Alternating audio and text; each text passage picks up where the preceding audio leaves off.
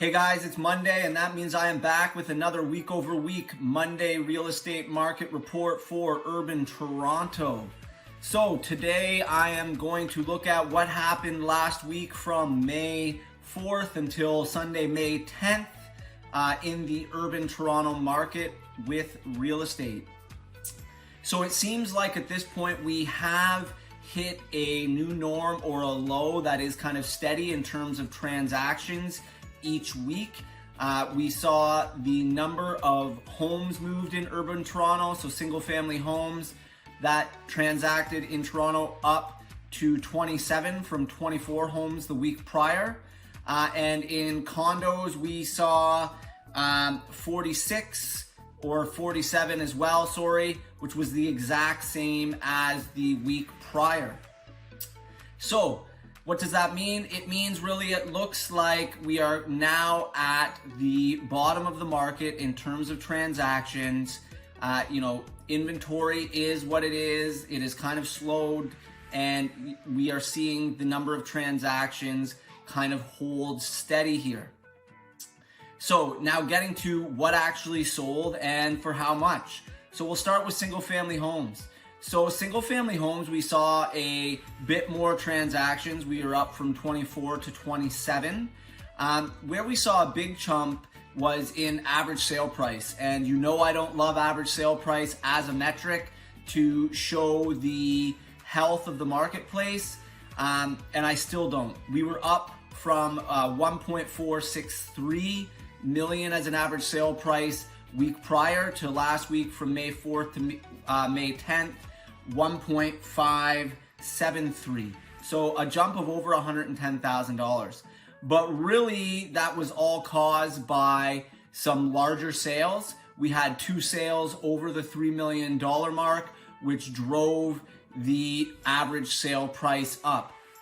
However, we did see good health again in the market and some buyer confidence seeming to continue in the single family home space, as 14 of the 27 homes that were sold for at or above the asking price.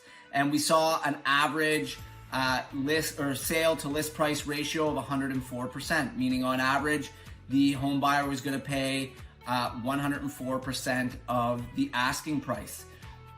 Now, that is up from week prior, showing a little bit more confidence in the market, as long with the uptick in number of transactions and some higher end transactions may show a little bit of buyer confidence coming back. We definitely once again saw an increase in the number of viewings or showings at home. So that doesn't necessarily mean people are buying more, but it does mean that people are more comfortable in this new norm and going out to see properties in person instead of just virtually, okay? Now, if we look at the condo market, so the condo market also was exactly even in terms of the number of transactions. So we saw 47 last week. We saw 47 again this week that passed. The list to sale price ratio dropped to about 97% from 99%.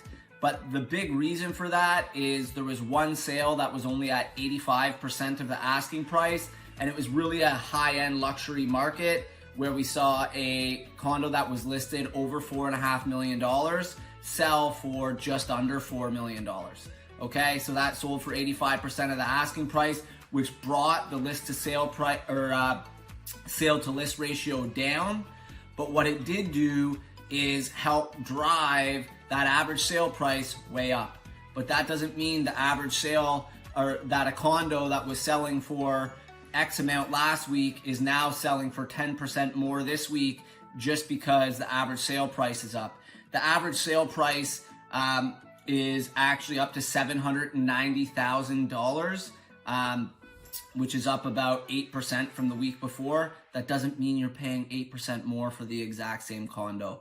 All it means is more expensive condos were selling, and as I kind of alluded to already, that the one large sale drove the market up to where it was, and that is why we saw the big jump in average sale price.